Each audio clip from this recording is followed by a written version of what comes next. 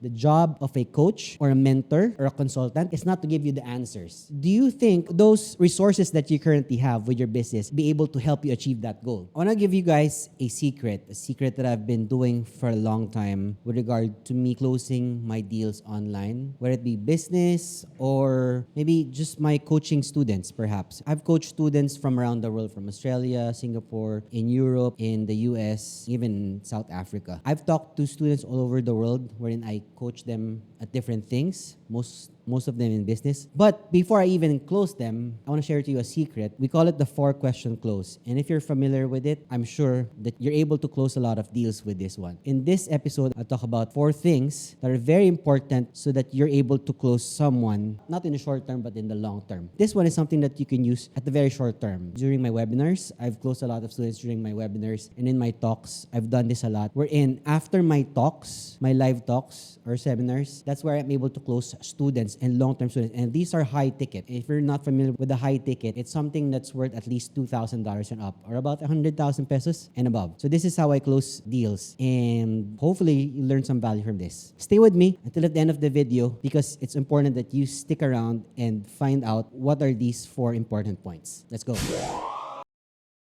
When closing deals online, you never go for the kill on the first meet. For example, you just connected with someone on, let's say, on social media, like on Facebook, Instagram, or let's say LinkedIn. This is a rookie mistake. Everyone tries to close on their first meet. Like, do you sell someone something worth $2,000 or 100,000 pesos right away? No, because most likely no one is dumb enough to give you their money right away just after connecting. But there's a secret to that and how we can close that right away. And I don't use it all of the time because it's a very powerful tool that I use, that I learned from a seminar that I attended before. This is the 4-question close. And we'll start off with number 1, visualizing the future. Here it is. I've done a webinar and seminar. I'm done talking. I've shown everyone what value I bring, what I can do for them. They already thought, okay, this guy can help me. And now they approach me and they ask me about my services. And I don't tell them how much it costs. Here's why. I want to have them visualize first their own future. Let me explain. Number 1, I want to make sure that I make them commit from a small yes to a bigger yes to the biggest yes. I'll tell you what the small yes, the medium yes, and the big yes. The goal here is to get a small yes towards a next bigger yes, and so on and so forth. When I ask the question, for example, just imagine this. I'm talking to you and you're my student. The first thing I will ask you is this, potential client. I'm going to be asking you a series of questions. Now, each question you need to answer so that I know how I can help you. Because in order for me to help you, I need to know more information about you. Is that okay? And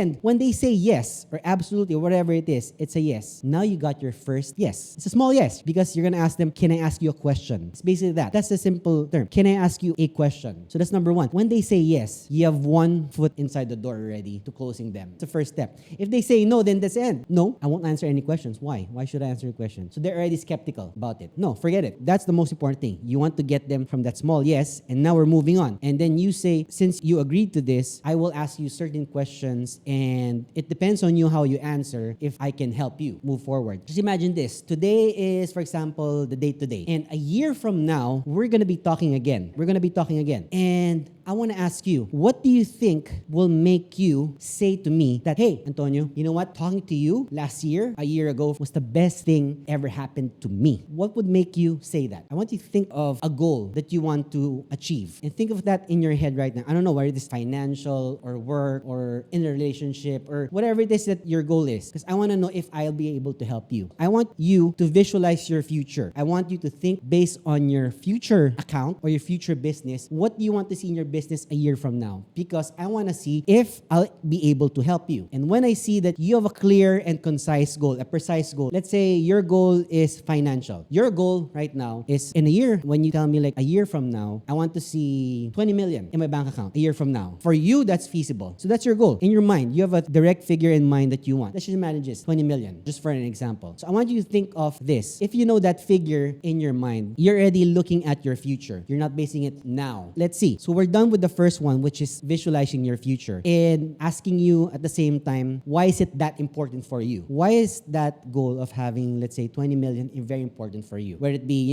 to fund a house, fund a business, or pay your debts, whatsoever. Whatever it is, it has to be clear goal in mind. So that's number one. Let's move on to number two, which is asking them their roadblocks. I want to know which one or which roadblocks that you have in order for you to achieve that goal. Whatever your goal is. And for this example, it's 20 million. The goal is to reach 20 million a year from now. What's hindering you from getting to that amount? I want to know. And this is where I'll separate internal and external. What's an external roadblock? An external roadblock is another person or someone else or something that's hindering you from succeeding. Like your partner, your husband, your wife, your children, your work, your boss, or a colleague. Depends. Those are external. I want to know your external, internal factors that's hindering you from achieving your goal. If you give me internal, when you tell me that, I'm not so motivated, or I stop when I'm already somewhere and I'm stuck, or you're doubtful about yourself, or whatever, give me reasons that you can think of that it's stopping you. Tell me if you have internal roadblock. Most of the time, this is where I stop. If they give me always external reasons, which are everyone else, I would decline the client. Why? Because the client will never ever be happy with whatever I will do with them or for them. I mean, you stop. That concludes my interview because we cannot proceed because I cannot help you anymore. If they keep on blaming other people for them not succeeding, it's over. That's it. You cannot make someone change their mind that, okay, let's say he achieves his goal of 20 million, but he still blames other people. Most likely, they will blame you if they don't reach that figure. Let's say he just made 15 million. He was short in his goal. And he's gonna go back to you a year from now and say, "No, Antonio, you didn't really help me with my goal. I didn't achieve my goal. It's because of you. You're a failure, not me." So now the blame game starts. And I don't want that. You don't want that burden for yourself because you're giving them a high expectation and they want higher expectations from that. You want them to be content and thankful and grateful for what you've given them and provided them as help. But if it's all mostly internal, that, okay, maybe I'm just not really motivated and such, or maybe it's just me pushing extra hard, or maybe it's just me who's fearful, that I can help. So we're done with number two, which is knowing what the roadblocks are. If it's just basically knowing if it's external or internal. So now you figure out it's internal. Let's just think that it is internal. By the way, if you're enjoying this episode right now, subscribe to the channel would be quintessential. Now, let's move on to number three, which are knowing what are your current resources or what will make you or help you achieve your goals. 20 million. Let's say you have an online business, whatever, just imagine your online business, wherever it is. And do you think, I need to ask you, do you think those resources that you currently have with your business be able to help you achieve that goal in a year's time? Because if you don't have an idea how to make 20 million, then no one can. I'm not a magic wand that can say abracadabra, you're going to be successful. No. If you don't have something of value, remember, if you don't have something of value or that you're good at, that 2% that I keep on talking about, if you don't have that 2%, which we can build up on, that's where I can help you because that's where the coaching happens. The job of a coach or a mentor or a consultant is not to give you the answers. It's for you to be given the right questions that you will be able to answer yourself. Because, for example, your expertise is, let's say, automotive. Cars. You're very good at cars, for example. And I'm not really good at cars. I know some, but not really. I'm not going to ask you questions on how to make money with cars, but I will ask you how you can make use of your talent with cars to make money from there or to give value to other people. Are you still with me? If you're still with me, leave a comment in the comment section down below. Let me know what's your 2%. What are you very good at? Because there's only one skill that you're supposed to have and that we can build upon on. Now your 2%. My 2% is marketing and sales. So that's my 2%. That's what I'm building. I'm not saying I'm the best at it, but that's where I'm above average from everyone else. I'm not saying I'm the best. My goal is, of course, to be the best, but it's something I can build on. I'm not trying to learn about accounting or,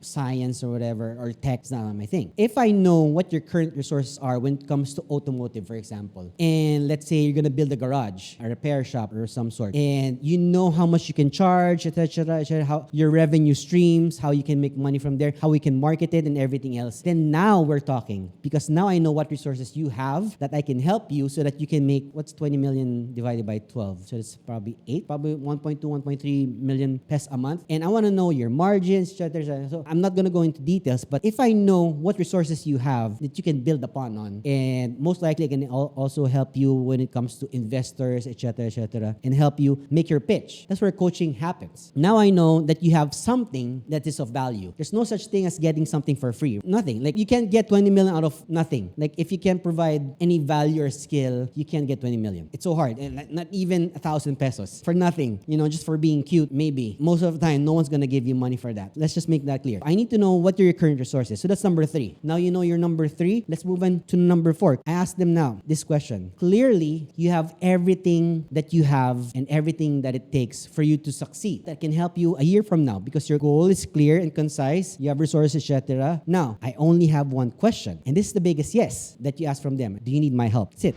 Do you need my help? Because if the person says, I don't need your help, then we're done. There's no sense anymore in talking. Here is the most important, the small yes to the biggest yes. The biggest yes is, do you want me to help you? The biggest yes is not them knowing what your rates are, but instead, if they want you to help them. That's what I'm trying to say here. If they say yes, here comes the part we're in. Look at this. I never mentioned my rate. And even if you go to my website or any of my social media accounts, you'll never see how much I charge a student. Never. Why? Because I want to know their capability, what they're capable of paying. If you can say that you can make 1.2 million to 1.5 million pesos a month, and right now you're making nothing, almost nothing, does it make sense for you to, let's say, pay 150,000 a month because you're going to make a 1.5 million? That's about 10%. Does that make sense? For you to pay me 150,000 per month for the next 12 months, and then from there, we're done. Does that make sense? Because you want them to think based off their future, not their current account, not what they're currently making. Because if you're going to talk about what they're currently making, let's say they were only making 150,000 a month, no one's going to pay you 150,000 pesos a month because they're only making 150,000 pesos a month, unless they're a gambler of some sort. But most likely they're not. Most likely they're going to pay what, 15,000 perhaps, because that's the only thing they can afford. If you are not okay with that figure, then you can end it. If you want them to get excited and knowing about their future, you already got your answer from the start because you want to get them excited about the future, not about what's current. There's nothing to be excited about what's currently right now. If you have a client, they can't get excited with what's happening right now. It sucks. That's why you're talking, because he's trying to see if you can help him. That's why you're talking. It's because they're trying to see what you can offer them. And this is where I give a piece of the pie and not the entire pie. When you give a proposal or trying to close a deal, I always talk about the 6-piece nuggets. If you haven't tasted a chicken McNugget, McDonald's for example, and I give you 1-piece nugget and the barbecue sauce, I really like sweet chili sauce, you dip it and you taste it, guess what? You want to pay for the other 5 because 1 is not enough. So you want more. You're giving them a 1-piece nugget here. And from there, you know already what you can offer for them, which is 150,000. If you get them to say yes from there, that's where you will send an actual proposal. Make a 1-pager, clearly putting in the details of what you're going to offer them, whether it be once a week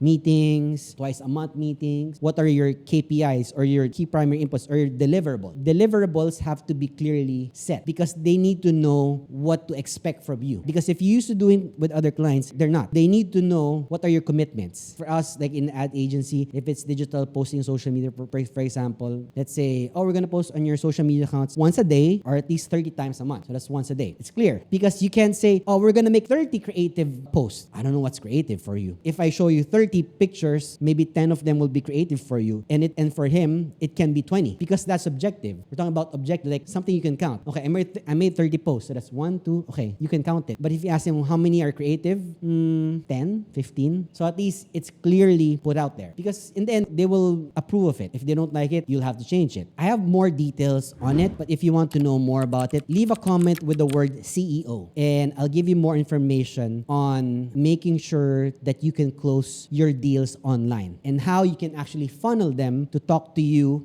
For a client to talk to you directly. Because if your problem is getting clients, I can definitely help you with that. If you want me to give more information, type the word CEO on the comment section and I'll give you more information on how you can close high-ticket deals more often than not. Because I'm not saying it's going to be 100%. I'm talking about volume. If you're able to talk to 100 people and 2 of them, you get them 150K each. I don't know how much you want to make, but if you're able to close 2 out of 100, that's not bad for me. Getting 2 clients at 150K each, I don't know for some, but it can be good. It depends on you. Everyone has their own personal goals. Some will say, this is my goal. Some of them, it depends. But you want to level to their standards and you want to get them excited about the future. That's all I have for you today. If you think you found value in today's episode, make sure to subscribe to the channel and please leave a comment in the comment section down below and I'll see you again on the next episode. Peace.